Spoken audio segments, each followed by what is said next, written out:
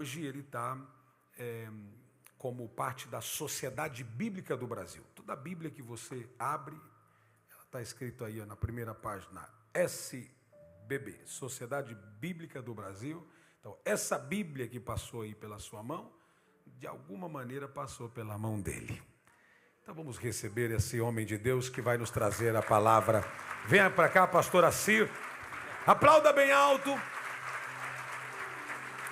Agora, todos os títulos e tudo isso, a gente resume em uma coisa que é tão importante, que é muito comum por aqueles que são de fato chamados servos do Senhor. Um filho amado de Deus que serve à igreja de Jesus. Essa é a sua casa. Pai, muito obrigado pela vida do meu irmão. Obrigado por trazê-lo aqui, ele e a sua esposa. Obrigado porque ele tem o assim, diz o Senhor, nos seus lábios e vai nos ministrar a palavra que o nosso coração precisa ouvir. Que honra tê-lo aqui e obrigado por essa oportunidade. Use-o para a tua glória, é o que nós te pedimos em nome de Jesus. Amém. Sinta-se em casa, tá bom? Por favor, à vontade. Meus irmãos, bom dia a todos. Que a graça e a paz de Jesus esteja com vocês. É uma alegria estar aqui nessa igreja. Já ouvimos falar há muito tempo sobre esta igreja. Como o pastor Jackson falou, o pastor Tarsis é um amigo de algum tempo. Estudamos no mesmo seminário, um ano apenas, né? Em Curitiba, sou curitibano. E, além disso, o pastor Heber também, lá de Jandira, que também fez essa conexão, né? Um amigo querido. E o reino de Deus é um reino de amigos. Alguém já disse isso, é uma verdade, né?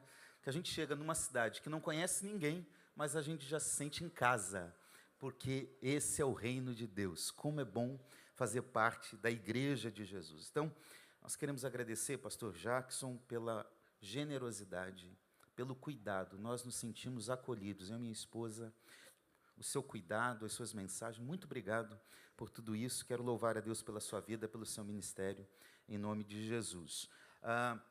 Eu costumo dizer que eu me chamo Assir de Geroni Júnior, porque meu pai também é Assir de Geroni. E como lá em casa a gente não tem criatividade para pôr nome de filho, o meu filho é Assir de Geroni Neto, né? Então, é assim, nasceu naquela casa, virou Assir, né? Eu sou casado com a Tânia, nós estamos, na verdade, numa viagem por 20 dias, celebrando 25 anos de casamento. Eu quero pedir para minha esposa ficar em pé. Tânia, eu estou com medo de falar todo o nome dela, porque talvez não sobre tempo para pregar, mas é Tânia Cristina da Luz Arévalo de Geroni. Deu? Ao final, nós sempre ministramos juntos, ela me acompanhará aqui no momento final. Temos o Assir de Geroni Neto, meu filho, com 24 anos, já casado, inclusive casou ano passado, ele provavelmente terá filho aí para o ano que vem ou para o outro. E eu falei, pastor Jackson, que o nome do meu neto tem que ser Assir de Geroni IV, né? Mas o inimigo está tão furioso, irmãos, que a minha nora disse: sogro, a maldição acabou, chega. Então, irmãos, aqui em Londres, depois eu vou mandar esse vídeo para ela, orem porque o inimigo está muito furioso, mas há esperança ainda.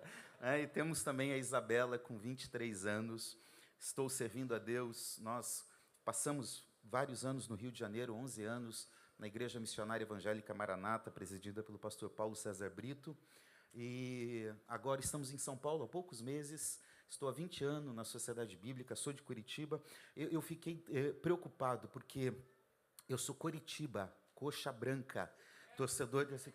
Tem? Yes, tem aqui, ó. Mas me mandaram um atleticano me buscar, pastor Jackson. Não pode um negócio desse, isso é perseguição. Cadê o Jonathan? Muito obrigado pelo carinho seu, da sua esposa. Muito bem, abra sua Bíblia, por favor, em 2 Timóteo, capítulo 3, versículos 14 até o 17. Nós vamos ler a palavra de Deus. Eu vou ler aqui na Nova Almeida Atualizada. E eu quero falar sobre a importância da Bíblia. Eu trabalho na Sociedade Bíblica, eu quero destacar a importância da Bíblia na nossa vida, no nosso dia a dia, na igreja. E eu queria que você abrisse, então, a Bíblia para nós lermos juntos a palavra de Deus. Você já achou? Amém? Diz o seguinte: quanto a você, permaneça naquilo que aprendeu e em que acredita firmemente, sabendo de quem você o aprendeu, e que desde a infância você conhece as sagradas letras que podem torná-lo sábio para a salvação pela fé em Cristo Jesus. Toda a Escritura é inspirada por Deus e útil para o ensino, para a repreensão, para a correção, para a educação na justiça, a fim de que o servo de Deus seja perfeito e perfeitamente habilitado para toda boa obra. Amém? Que Deus nos fale por meio da sua palavra.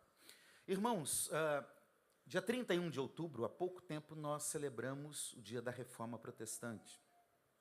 E um dos princípios que nós temos, um dos pilares, nós chamamos de sola Scriptura, somente a Escritura. Isso quer dizer que, para nós, cristãos, protestantes, evangélicos, a palavra de Deus tem um lugar de primazia na nossa vida, de orientação, de direção. Mas com tristeza, eu sou filho de pastor, eu tenho 44 anos de idade, nasci na igreja e nasci no hospital, mas logo depois fui para a igreja. Eu cresci numa igreja em que a Bíblia, em Curitiba, a Bíblia é a base. Você lê a Bíblia no culto, você lê a Bíblia às vezes no louvor. É daquele tempo antigo ainda, que tinha aquela saudaçãozinha, sabe? E alguém ia lá, lia o texto bíblico e a pregação é bíblica. Mas cada vez mais, nesses 44 anos de fé, eu tenho percebido que muitas vezes, tanto num aspecto individual, quanto num aspecto coletivo como igreja, em muitos lugares a Bíblia já não tem mais o seu valor. Então nós precisamos resgatar esse lugar das Escrituras Sagradas. E é por isso que eu quero destacar isso. Essa é a última carta que Paulo escreveu. Bem provavelmente essa seja a sua carta de despedida. Um testamento espiritual em que Paulo chegou à conclusão de que o seu ministério está findando. Ele diz, olha, eu estou sendo oferecido por sacrifício, por libação, eu estou sendo entregue. Então Paulo faz uma carta de testamento espiritual para o seu filho, seu amado filho Timóteo. E ele escreve aqui algumas orientações para o ministério. É como se Paulo estivesse fazendo uma transição, deixando o seu legado para Timóteo, dizendo, Timóteo, eu vim até aqui, eu agora estou partindo, mas eu quero deixar você responsável por algumas coisas, e eu quero te orientar sobre como você deve proceder no ministério. Essa carta fala muito sobre ministério. Essa carta fala sobre o conteúdo do Evangelho.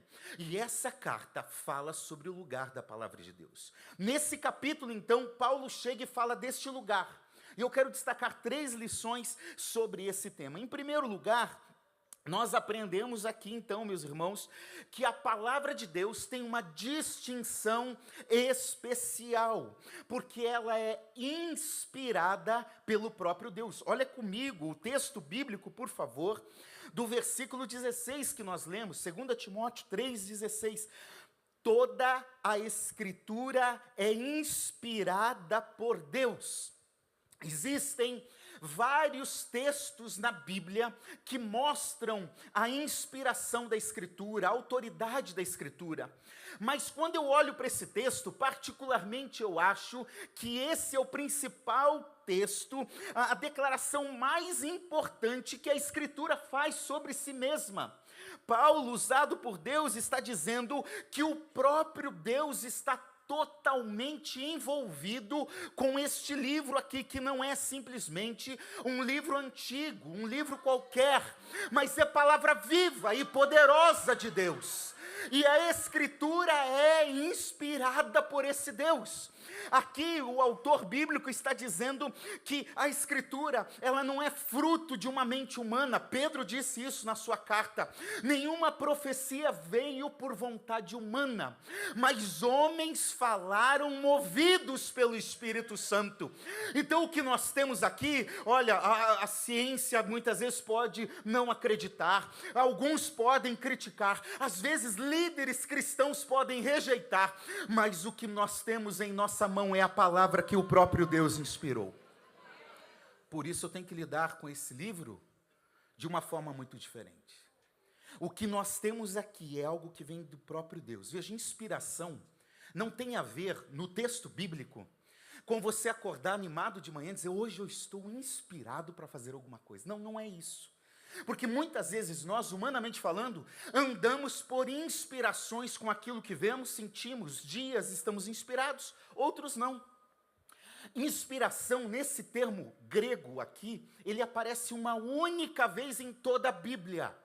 Consegue entender isso? Na teologia a gente chama isso de apax legomenam. É quando uma palavra foi criada para dizer algo. Alguns acreditam que Paulo criou essa palavra. Para você ter uma ideia do que é essa inspiração. Qual é esse termo? Theopneustos. Theo lembra? Deus. Teologia, estudo de Deus. Pneustos, pneu, pneuma, sopro, vento, ar. Ou seja, o que Paulo está dizendo aqui é que a Escritura Sagrada é fruto do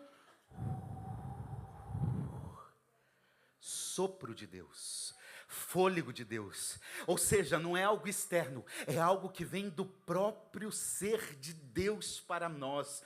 Isso me faz lembrar a criação, quando o ser humano era apenas um boneco inanimado de barro, mas o próprio Deus chega e sopra sobre as suas narinas o fôlego de vida, dando a ele então vida. E é por isso que quando alguém lê este texto, não é simplesmente algo para agregar conhecimento, para descobrir uma história, mas quando nós lemos a palavra de Deus, a própria vida de Deus vem ao nosso encontro. Aquele que estava morto é vivo, aquele que estava triste é alegre, aquele que estava perdido é salvo, porque a vida de Deus vem sobre nós. Sopro de Deus. Assim como o ser humano teve vida por meio do fôlego, nós temos vida por meio da palavra de Deus. Qual outro livro que alguém lê e muda radicalmente a vida? Qual outro livro continua transformando a história de tanta gente? Irmãos, eu trabalho na Sociedade Bíblica, como já foi falado aqui. Nós produzimos hoje, na gráfica da Bíblia em São Paulo, uma Bíblia a cada 3 segundos. Você pode glorificar Deus por isso? Você pode aplaudir a Jesus? 1, 2, 3, uma Bíblia. A nossa gráfica trabalha nos 3 turnos durante 6 dias da semana, só paramos no domingo. E nós mandamos Bíblias para mais de 120 países no mundo. Sabe por quê? Tentam duvidar, tentam desacreditar, mas a palavra de Deus continua firme e forte, se espalhando, porque é o livro mais vendido, mais traduzido, mais lido da história, porque é a palavra viva do próprio Deus. Eu gosto quando Martin Lloyd Jones diz o seguinte: ou você se submete completamente a essa autoridade, a Bíblia, ou então a opinião de um homem é tão boa como a de qualquer outro. E isso significa que você fica sem autoridade. Já que vem do próprio Deus, é a palavra, é a vontade dele para mim, eu preciso lidar com esse livro de uma forma diferente. Você consegue entender isso? Qual é a autoridade sobre a minha vida? A palavra. Porque hoje, pastor Jackson, não sei se aqui em Londres o senhor tem esse problema, mas lá no Brasil, de vez em quando a gente encontra isso. Você chega e diz assim, olha, a Bíblia diz isso. Aí alguém chega e diz, não, mas eu acho... Eu não sei se você já ouviu isso, mas tem muita gente que está andando pelo achismo. Eu penso, eu acho, e aí o que o Lloyd Jones está dizendo é o seguinte: você ficará sem autoridade nenhuma. Você ficará na ideia deste mundo que é o relativismo. Qualquer coisa serve, qualquer coisa é verdade, qualquer coisa é autoridade sobre a sua vida. Como crentes em Jesus, comprados, redimidos, garantidos para uma vida eterna, nós não andamos pelo que vemos, nós não andamos pelo que os outros falam, nós andamos pelo que a palavra de Deus diz para nós. Aqui está a base da nossa fé. Fiquemos com a palavra de Deus. No versículo 14, Paulo está dizendo a Timóteo, permaneça nisso. Diga para a pessoa que está do seu lado, permaneça nisso. Não sei se vocês acompanham por aqui, eu creio que sim, mas no Brasil está uma moda de pastores e líderes que estão dizendo assim, não, a Bíblia não é mais a palavra. não é mais autoridade, ela precisa ser atualizada. Fiquemos com a palavra de Deus. Pode ter certeza disso. Eu comecei a namorar com a Tânia dia 12 de agosto de 1998, mais ou menos umas 10 horas da noite. Arrumei problema para os homens aqui hoje, não arrumei não.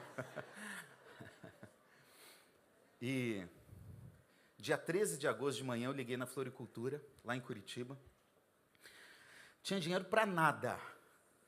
Mas falei, eu vou mandar um buquê de rosas. Juntei dinheiro, moeda e aquele negócio, pedi para um, para outro.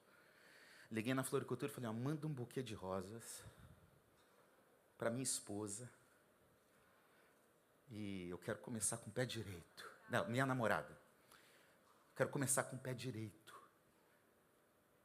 E aí a moça da Floricultura falou, você quer que escreva um cartão? Eu falei, quero, escreve. O que você quer que escreva? Eu falei, eu não sei, escreve alguma coisa aí, assina meu nome. Desculpa, gente, só tinha 18 anos de idade naquela época, né?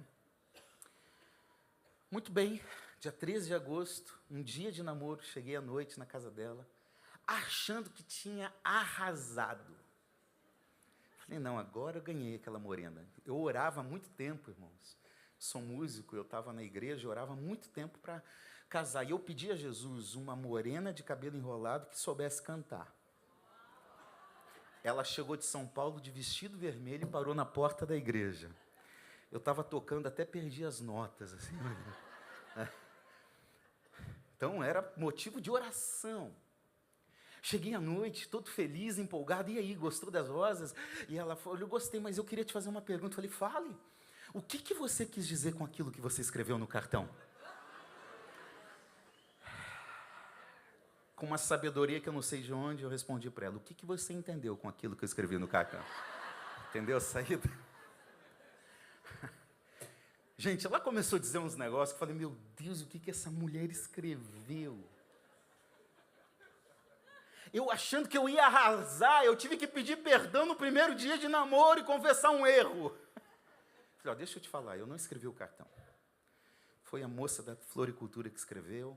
Aí ela falou assim, então aproveitando esse momento de sinceridade, eu quero te pedir uma coisa, da próxima vez não me mande flor, me dê chocolate. Eu entrei em crise, falei, peraí, minha mãe ama receber flor. Fica toda boba quando recebe flor do meu pai. Por que ela não gosta de receber flor? Mas tudo bem. Passou alguns dias, ela me mostrou lá aquele buquê, que eu paguei caro, não tinha dinheiro para nada. Você sabe que buquê de rosa é caro. E aí, estava lá, feio, mal cheiroso e no lixo, poucos dias depois.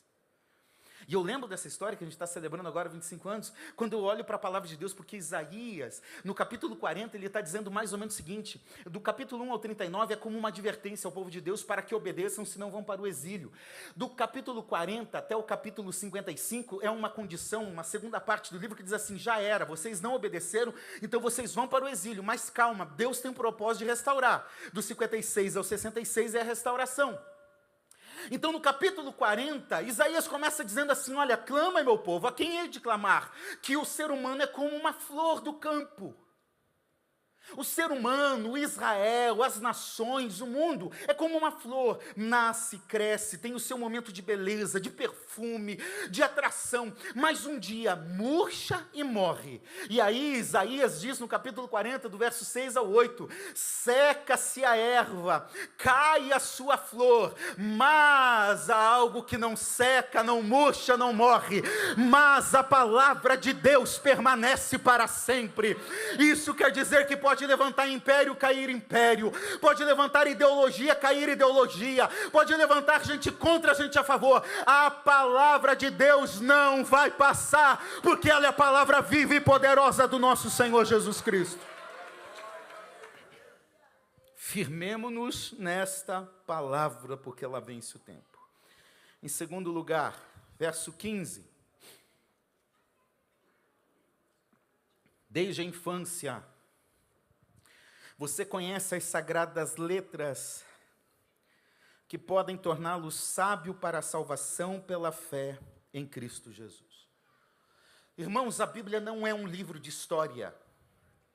ainda que ela tenha muitas histórias, e as histórias que a Bíblia conta são dignas de crédito, mas ela não é um livro de história. Ela não é um livro de ciência. Ela não está preocupada em provar que Deus criou o mundo. Ela já parte da verdade que Deus criou, ponto final, isso não está em discussão. A Bíblia não é um livro biográfico, ela não foi escrita para contar a história de José, de Moisés, não. Ela pega partes da vida desses personagens para destacar um grande plano maior. Então, qual é o propósito da Bíblia? Jesus revelou esse propósito em João 5,39, ele disse para os religiosos de sua época: as Escrituras testificam de mim. Então a Bíblia não foi escrita para contar a história de Israel ou da igreja. Tudo isso é secundário, porque o propósito da Bíblia, Paulo está esclarecendo aqui, e essa verdade está em toda a Escritura. O propósito da Bíblia é apontar para o seu plano principal, Jesus Cristo. Nós não somos bibliólatras. Nós lemos a Bíblia com uma finalidade, João 20:31. Estes foram escritos para que vocês creiam que Jesus é o Cristo, o Filho de Deus, e crendo tenham vida em seu nome. Então nós lemos a Bíblia porque na Bíblia nós encontramos Jesus Cristo.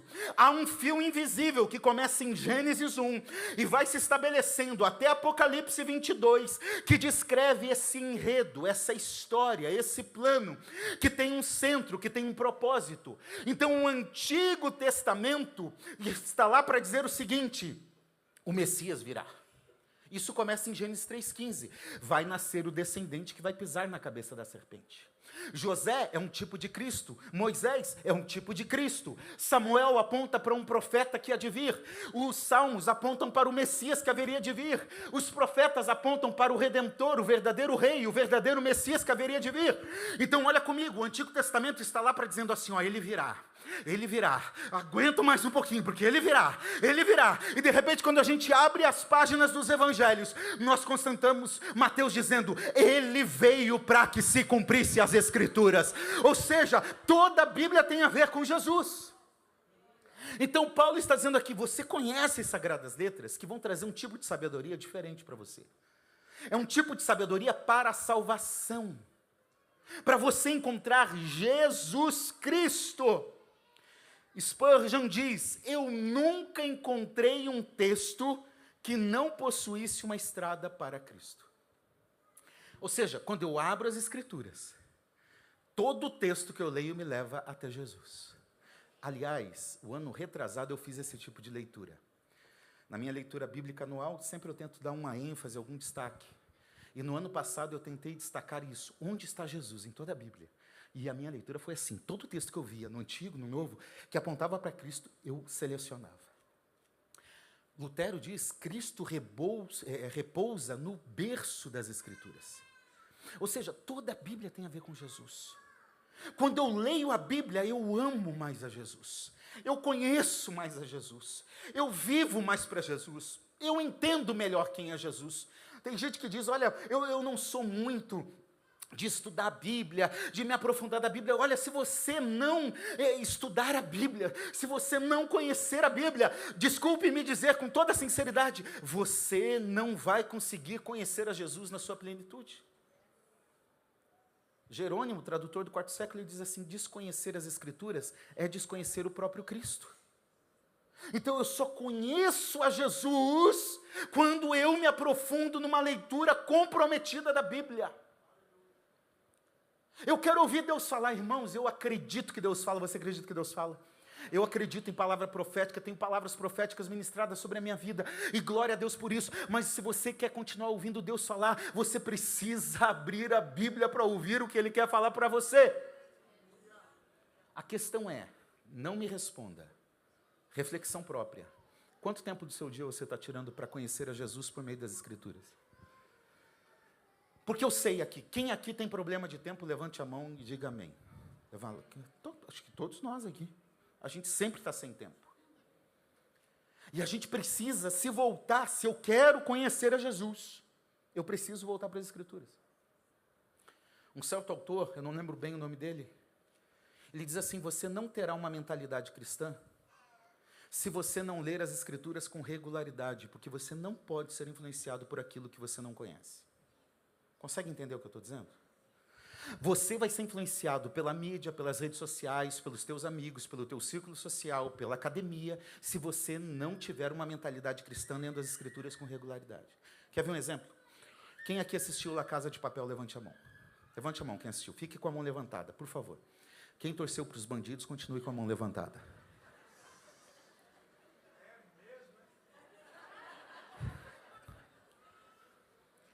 Nós passamos naturalmente a torcer pelo errado, porque nós somos induzidos a isso.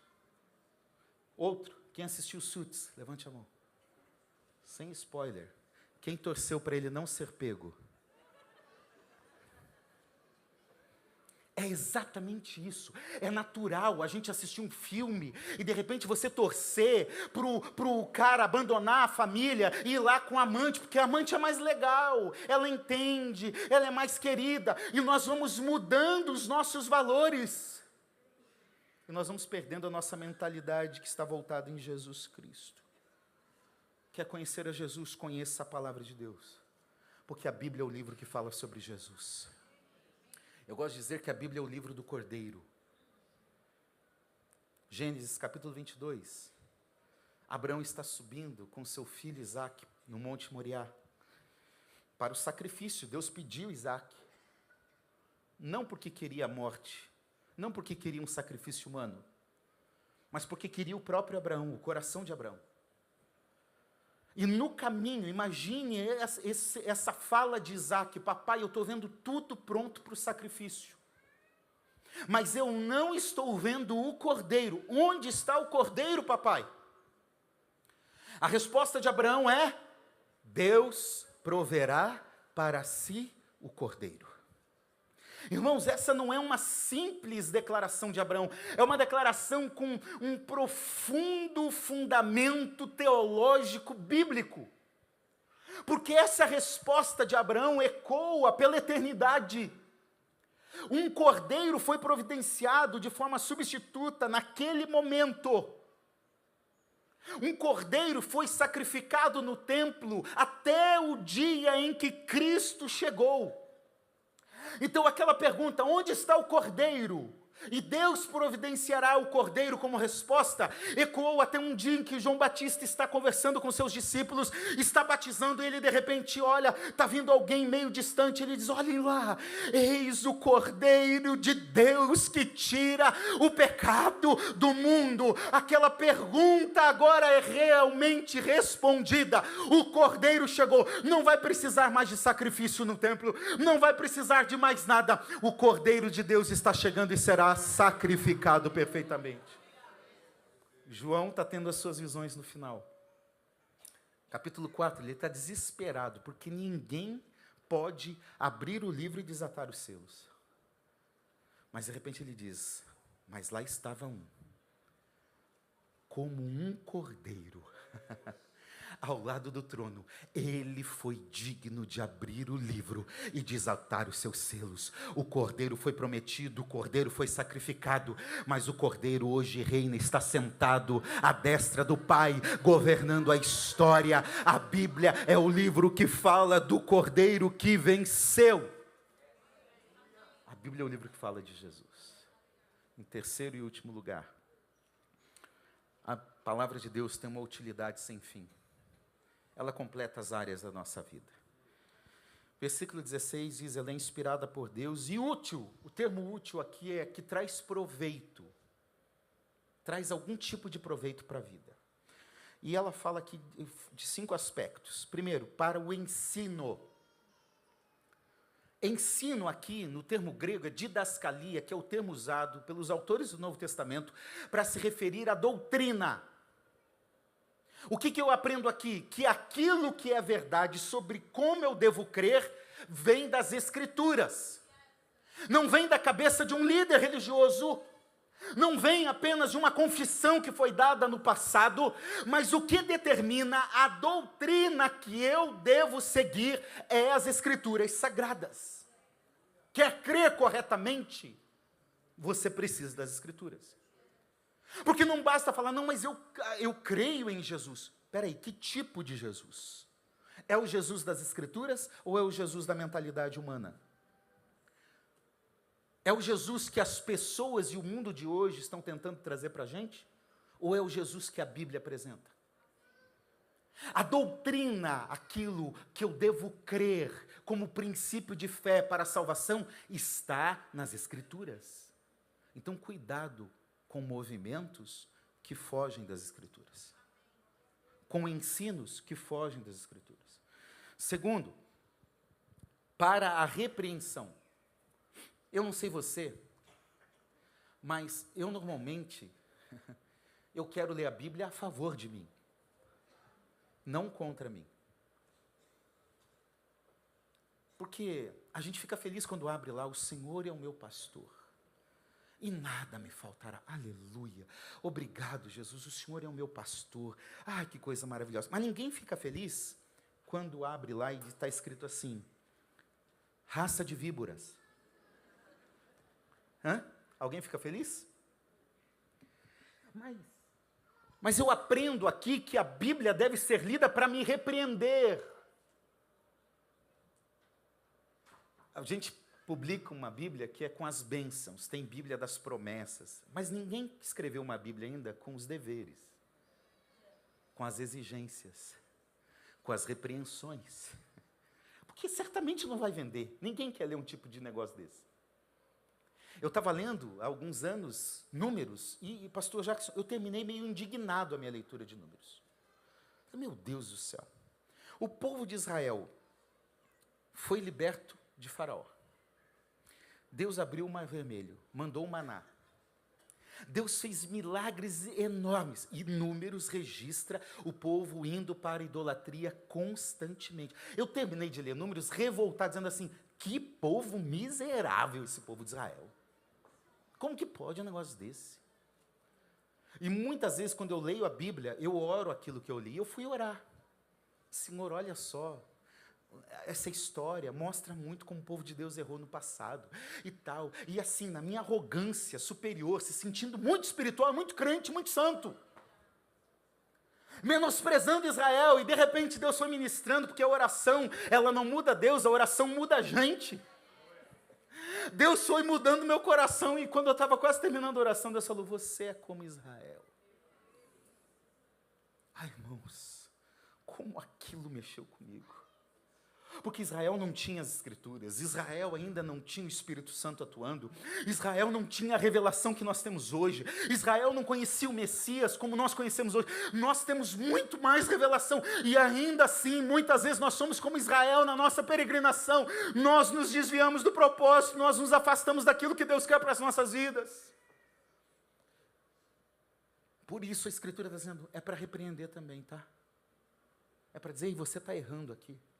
E dê glória a Deus quando você lê a Bíblia e isso mexer com você. E falar, você errou, você precisa mudar. Agora, a terceira, ela corrige, é para correção. Então, a palavra de Deus não apenas repreende dizendo você errou. A palavra de Deus, ela repreende dizendo você errou. Mas vem para cá, continua me lendo, que eu vou te ensinar como corrigir. E isso é graça. Porque Deus não é um Deus que apenas repreende e condena. Ele mostra, você realmente errou aqui, você caiu aqui, mas arrepende-se e volta, porque há um caminho correto para você andar, há um caminho de propósito, de promessa para você andar. Graças a Deus, eu lembro aqui, vamos ver quem é crente antigo aqui, crente da década de 80, 90, tinha um corinho, quem sabe o que é corinho, levanta a mão. Hoje nos fala mais, né? Mas dizia assim, eu não vou cantar, o pastor Jackson canta, eu não vou nem arriscar aqui. Havia um homenzinho, gente, vocês são tudo crente velho. Morava numa casa, andava num caminho, sua vida era...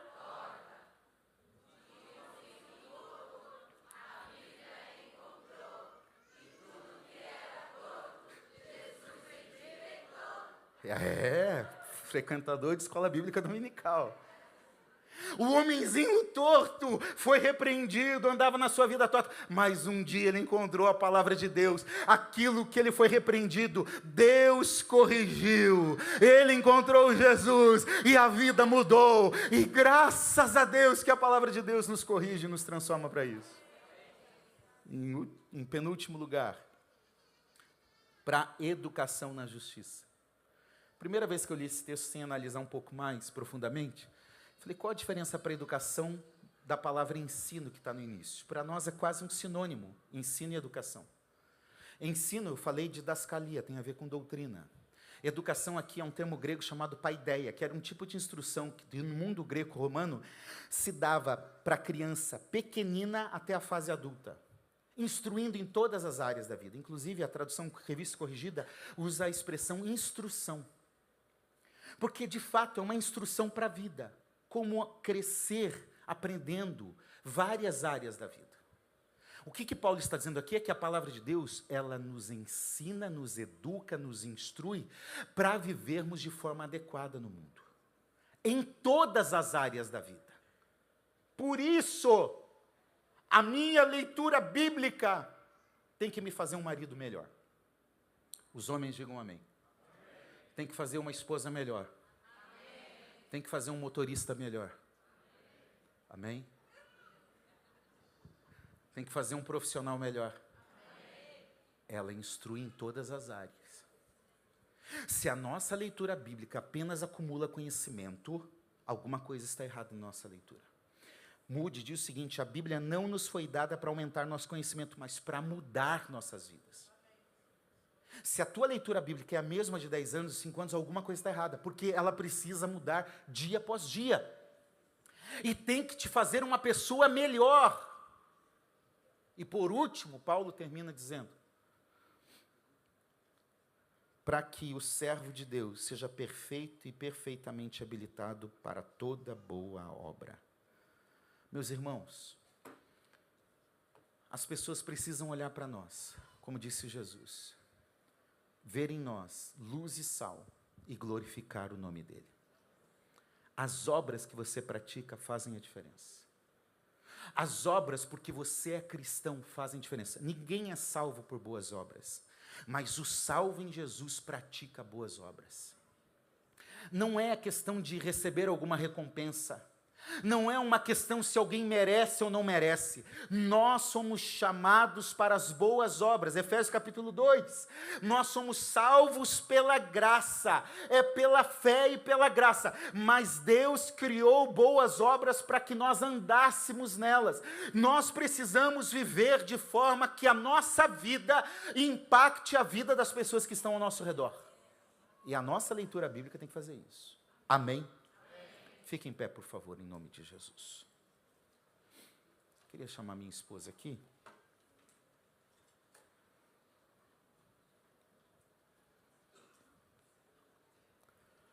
Eu não sei como está a tua leitura bíblica. Mas eu queria te fazer um desafio. Nós estamos terminando o ano. E eu queria te fazer um desafio para esse ano de 2025, você ter um comprometimento diário com a palavra de Deus. Amém?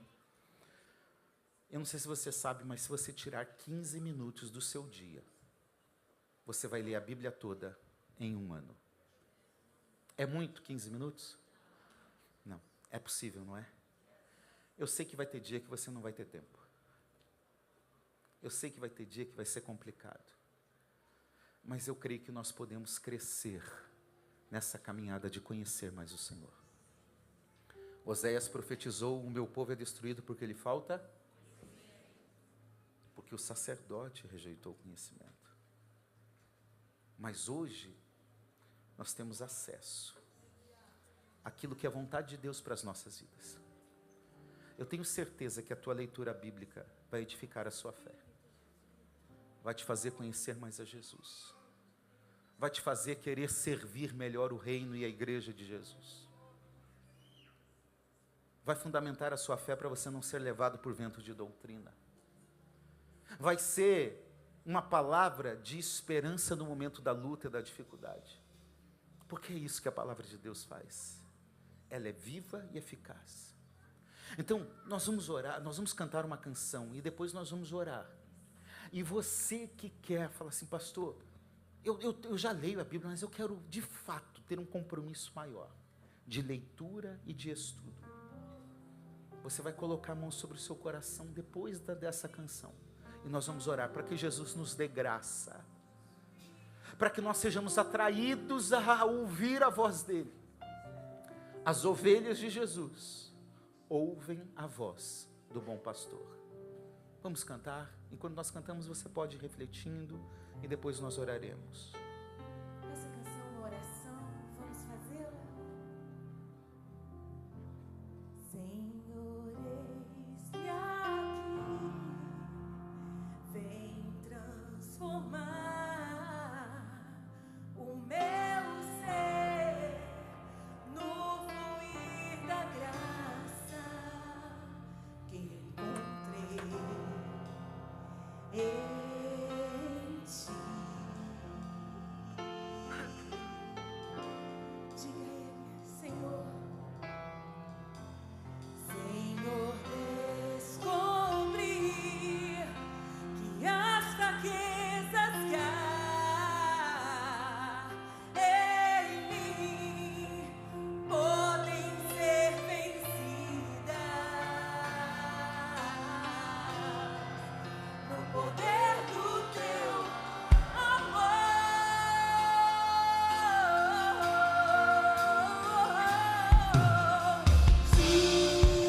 Junto a ti, o teu amor, ele me envolve.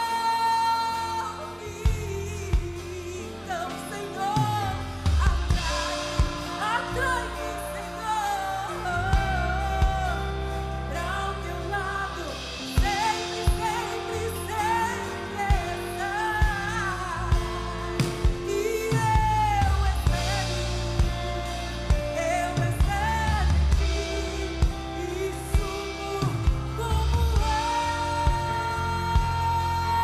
águias nas asas do Espírito, contigo voarei no poder do teu amor. Um dia, face a face,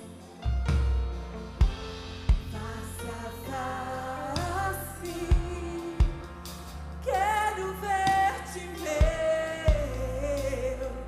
Senhor, e conhecer o amor que habita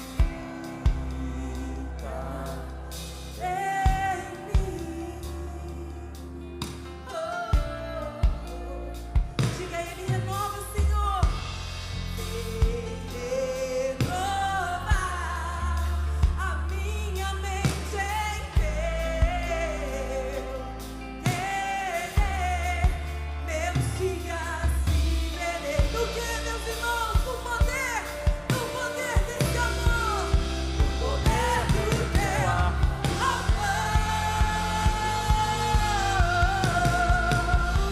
Levante sua mão e cante.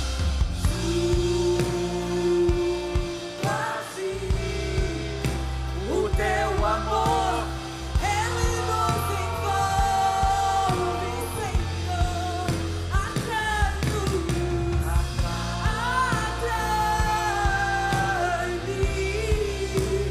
pra o teu lado, sempre, sempre, sempre estar. E eu espero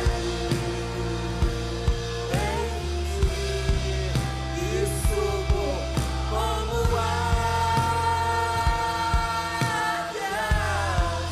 nas asas do Espírito, contigo voarei no poder do teu amor. Vamos orar? Você quer ter um compromisso com Deus maior com a palavra dele? Coloque a mão sobre o seu coração agora.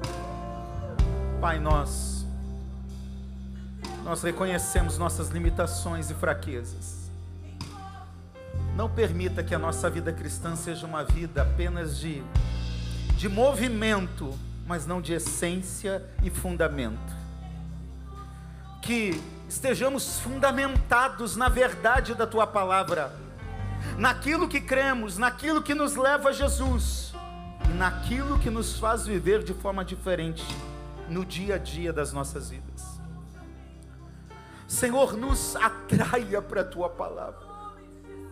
Nós somos atraídos por tantas coisas, Senhor, por lazer, entretenimento, por séries, por filmes, por coisas que não são ruins, não são pecado, mas que podem tirar do centro e do lugar aquilo que é fundamental, a Tua presença, a Tua palavra. Por isso, que cada um de nós que estamos aqui, saiamos daqui nesta manhã convictos do lugar da Tua palavra na nossa vida, que sejamos moldados em nosso caráter, em nossa fé, em nosso comportamento, em tudo que fazemos, Senhor, que a Tua palavra seja a base, e que assim venhamos crescer em Cristo Jesus. Ajuda-nos, esta é a nossa oração, em nome de Jesus, em nome de Jesus, amém? Fala para a pessoa que está ao teu lado, leia a Bíblia. Que Deus abençoe a sua vida em nome de Jesus.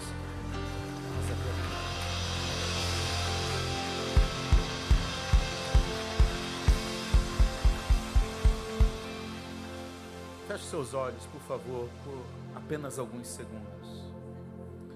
Eu não conheço você que está aqui, mas talvez alguém que esteja aqui está aqui pela primeira vez, ou já vem de alguns encontros reunidos neste lugar, mas hoje quer tomar uma decisão de entregar a sua vida a Jesus.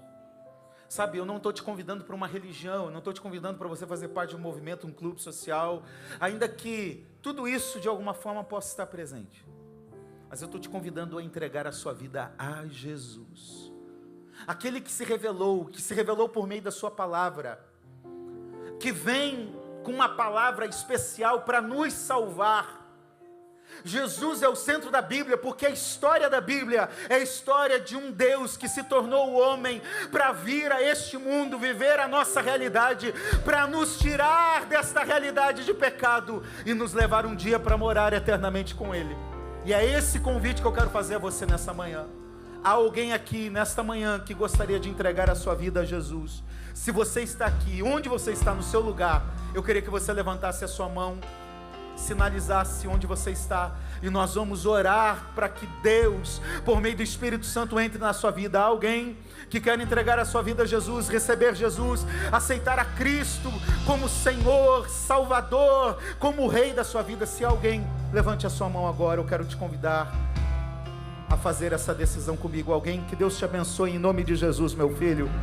Você está tomando a melhor decisão da sua vida. Há mais alguém que quer entregar a sua vida a Jesus aqui nesta manhã? Ou talvez você esteja afastado de uma igreja, já fez parte de uma igreja, mas está afastado, cansou dessa caminhada e hoje quer voltar aqui. Se você quer voltar a Jesus, levante a sua mão onde você está. Nós queremos orar com você e por você. Alguém que gostaria? Deus te abençoe lá atrás, meu irmão. Deus te abençoe, essa é a melhor decisão da sua vida. Aleluia! Você pode aplaudir bem forte a Jesus, porque a festa no céu e a festa na terra por pessoas que se rendem a Jesus. Há mais alguém que gostaria de entregar a sua vida a Jesus? Nós podemos orar pelo senhor que levantou a mão. Se o senhor puder vir aqui, eu gostaria de apertar a sua mão, lhe conhecer e orar pelo senhor também. Amém? Mais alguém? É a última vez que eu pergunto. Você quer entregar a sua vida a Jesus ou voltar hoje? Se você quer fazer isso, levante a sua mão onde você está. Amém. Vamos orar. Você pode levantar as suas mãos para cá. Pai, nós temos aqui uma pessoa que se rende a Jesus. Muito obrigado, Senhor, porque é Teu Espírito que convence, é Teu Espírito que atrai, é a Tua palavra que vem ao nosso encontro. Nós queremos Te louvar, Jesus, nós queremos Te louvar por essas pessoas que se rendem ao Senhor, que voltam para os Seus caminhos. Muito obrigado, Senhor. Agora perdoa o pecado, Senhor, agora apaga tudo que ficou para trás, as marcas, as dores de um mundo hostil em que nós vivemos, Senhor. Ah, Senhor, e agora faz algo novo. Escreve uma nova história. Escreve o nome no livro da vida. Oh, Senhor, que haja uma novidade de vida, de família, de existência, a partir de hoje, em nome de Jesus Cristo. Assim nós oramos, Senhor, gratos por esses irmãos e irmãs que estão aqui conosco, em nome de Jesus. Amém. Amém. Deus, glória a Deus. Deixa eu pedir você acompanhar esses queridos irmãos. Queremos dar um presente para você. Deus te abençoe. Muito obrigado por você estar aqui. Que bênção ter. Vamos aplaudir uma vez mais.